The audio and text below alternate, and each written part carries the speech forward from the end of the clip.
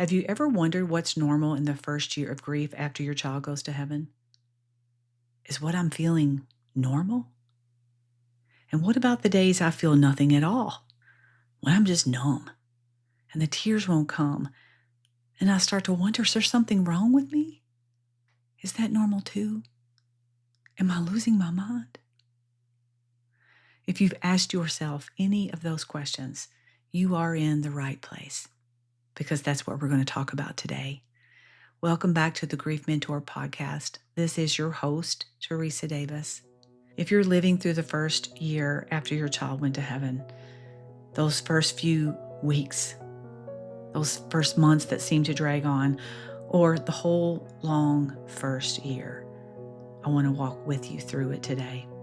We're going to talk about what's normal in the first year after child loss, what's happening in your mind, your body, in your days, so that you can take a deep breath and know that there's nothing wrong with you and you're not doing anything wrong. Before we get into today's episode, I want to share something that's very close to my heart. Over the years, I've talked with hundreds of grieving moms who tell me the same thing.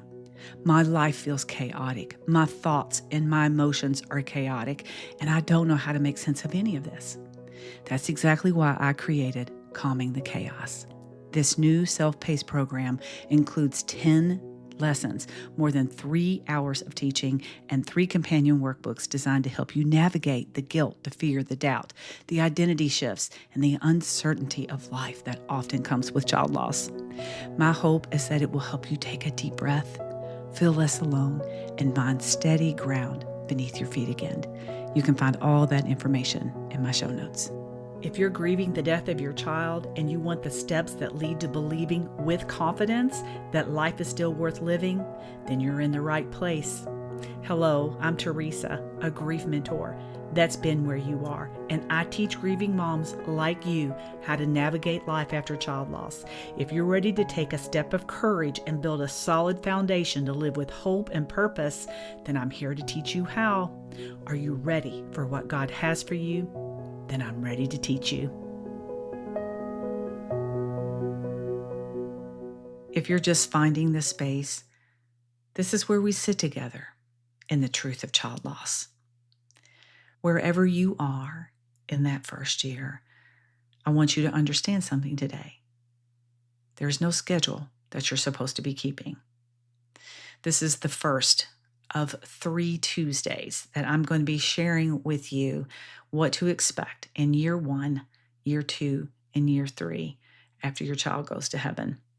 So if you're further out than the first year, first I encourage you to listen today because it will give you some insight and awareness. But don't go anywhere because in the coming weeks, we're going to address what happens in year 2 and what happens in year 3.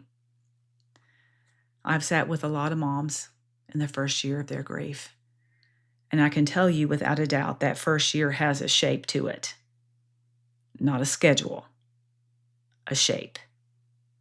It's about surviving the unimaginable while your brain and body try to make sense of a reality they cannot yet fully comprehend. So many of you are measuring yourselves against a finish line that was never real. The first year is about surviving something your mind and your body cannot take in all at once. The brain protects us by absorbing the loss gradually. So I'm going to name it for you. We're going to break it down into 4 parts that can explain what is happening inside of your mind and body and your heart in that first year. Now, I need to preface this by saying that these are experiences that many bereaved parents do encounter in the first year. It may not, however, be your experience. Everything that I talk about today may not be part of your journey. So I want you to take that into consideration. There is no right or wrong timeline for grief. I'm simply pointing out the framework that I have witnessed, not only in my personal journey, but in the moms that I walk alongside of. Now, the first point we're going to discuss is the one that seems the most obvious, but let's talk about it for just a few minutes. Your body is trying to accept what your heart cannot. This is the year of disbelief. This can't be happening. You catch yourself waiting for your child to walk through the door. You reach for your phone to call them before you remember. You look at your phone expecting that text that never came. It could feel like you're living inside of a nightmare and you keep waiting to wake up. The reality doesn't land all at once. It comes in waves. Here, then gone, then here again. And some of you aren't in the waves at all. You're numb, flat. Nothing comes. The tears won't fall. And then you start to wonder, what's wrong with me? Did I not love my child enough? Hear me. That numbness is the same mercy as the tears. It's your mind letting in only what you can carry today. It's not about the measure of your love. And underneath the pain of the disbelief of that first year is a deeper ache. And that's that longing to be wherever your child is, to close the distance. You know, you might not hear this from somebody else in the grief space. They may interpret this as a pathological path to your grief. But because I walked in your shoes and I continue to walk in your shoes, I understand this longing. Okay? This longing doesn't say that there's something wrong with you. It simply points to the depth of your love. The second point we're going to discuss is the fact that your body, your physical body, is carrying this grief too. The body often responds to trauma before the mind can process it.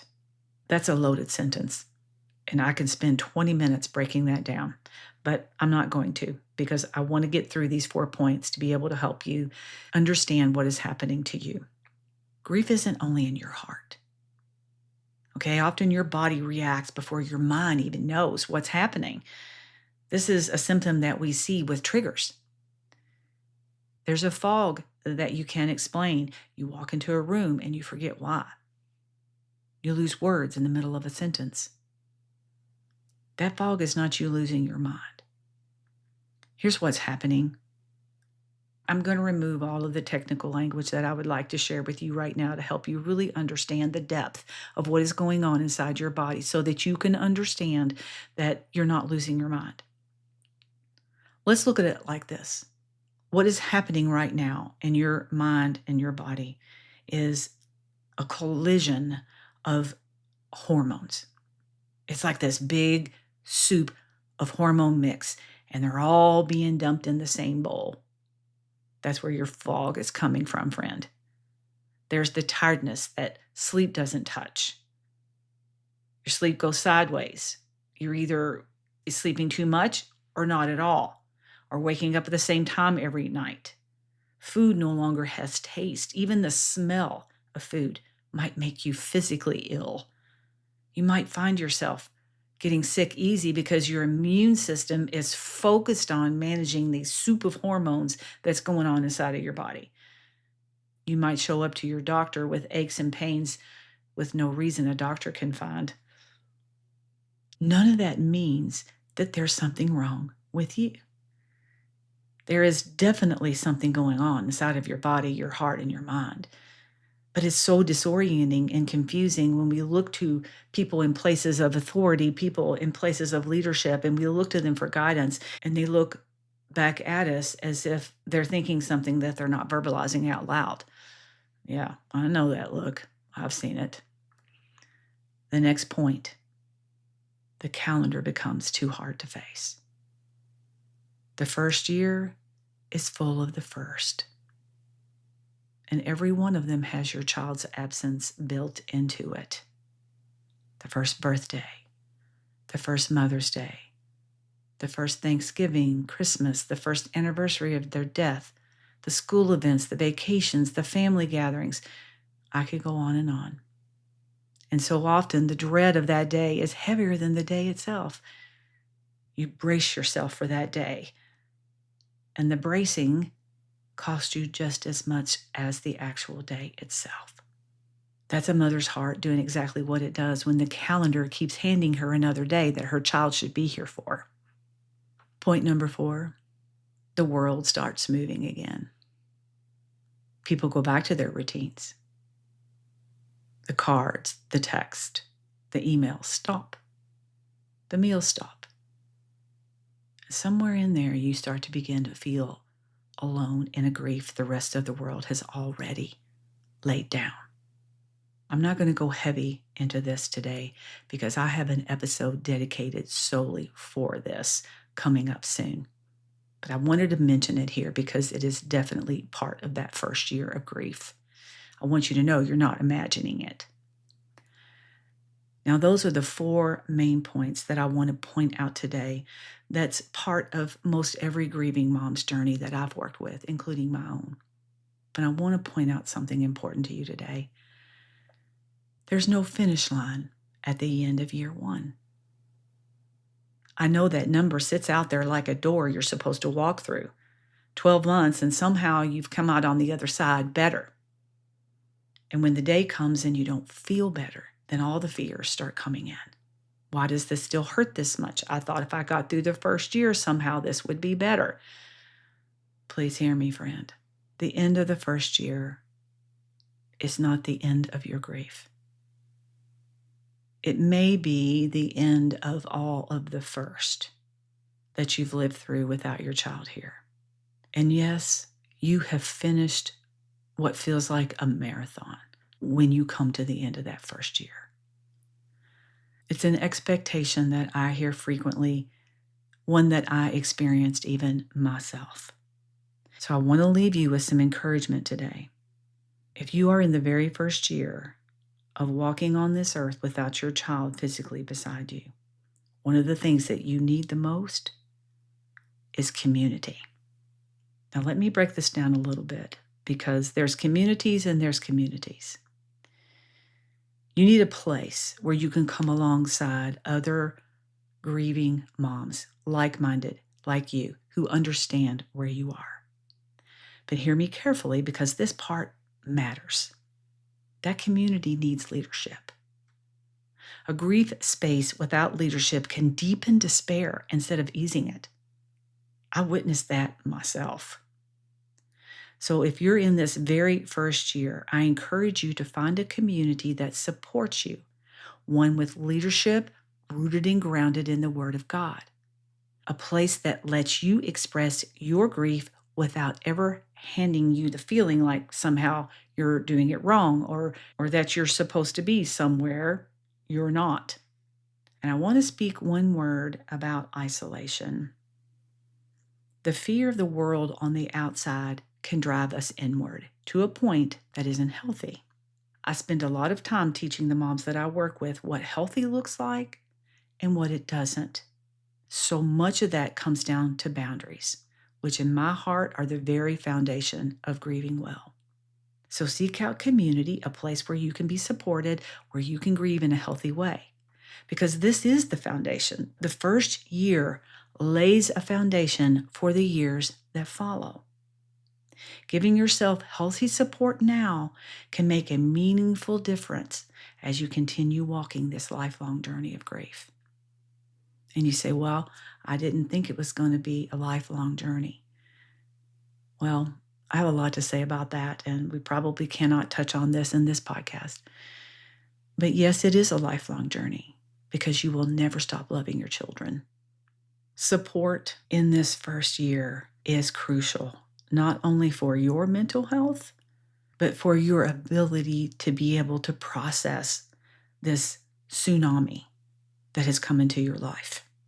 Now, if you're interested in that kind of support, I'd love to invite you to join me for the waitlist for the Grief Roadmap. The Grief Roadmap is an in-depth program that goes deep into the journey of child loss. We spend 12 weeks together, meeting every single week as we work through the content that's going to support you to learn how to grieve well. We do this side by side every week. And it doesn't matter what stage of grief that you are in. I have moms join at every stage in this journey. Those doors will open for new students early in 2027. So if that's something that you feel drawn to, I encourage you to put your name on that wait list. So you will be the first to know when those doors open. Now, if you need support right now, don't wait on that. I want you to join me inside Calming the Chaos. It's a self-paced program that you can take with you. We're in the summer months. This is something that you can take with you wherever you go. If you're on vacation, if you're sitting in your living room, you can do it at your own pace. And it covers the 3 areas that we get stuck in as grieving moms. It also covers that identity shift that feels disorienting and overwhelming. And I'll teach you how to frame it so that it makes sense. And most importantly, I hope walk you through the slow process of beginning to learn to live again, what it looks like to have peace in your journey so that you can remember with more love than pain. And right now, that's available to you for 50% off. You can join today. You can find that information in my show notes, or if you're a Grief Mentor Insider, you can find it right in your email. Now, listen, I want you to know something. You need community. So once you join Calming the Chaos, I would love for you to join me for the Grief Mentor Monthly Support Group. It is just for Grief Mentor Insiders, and we meet every single month on the 3rd Thursday. That's a free resource for you, and it's yours. That combination would be ideal for you right now. Calming the Chaos will help you walk through it, and then you can come join us inside the community. That would be a good place for you to land. Now, before we go today, I want to give you something that you can carry with you into your week. This is important, so listen, tune in. You do not have to figure out the rest of your life. You were not meant to see a whole year at once, or how you will survive Christmas or the next anniversary. That is not the goal. It's not the assignment. The assignment is simply live the day you're living. This year is survival. And survival happens one day at a time, one step at a time. Now I'm going to give you an anchor verse that will help you remember this. This is how God leads. I spend a lot of time inside of my programs teaching moms how to grieve God's way. This is what God says. His word is a lamp unto our feet and a light for our path. Psalms 119, 105. A lamp at your feet does not light up the whole path ahead, does it? The Holy Spirit that lives within you, if you have said yes to Jesus, will light the path up for you one step at a time. And when you take it, the light moves with you and shows you the one after that. And if you're further out than the first year, I'll be right here over the next 2 Tuesdays, walking out year 2 and year 3 with you. And that's all I have for you today. So until next time, take care.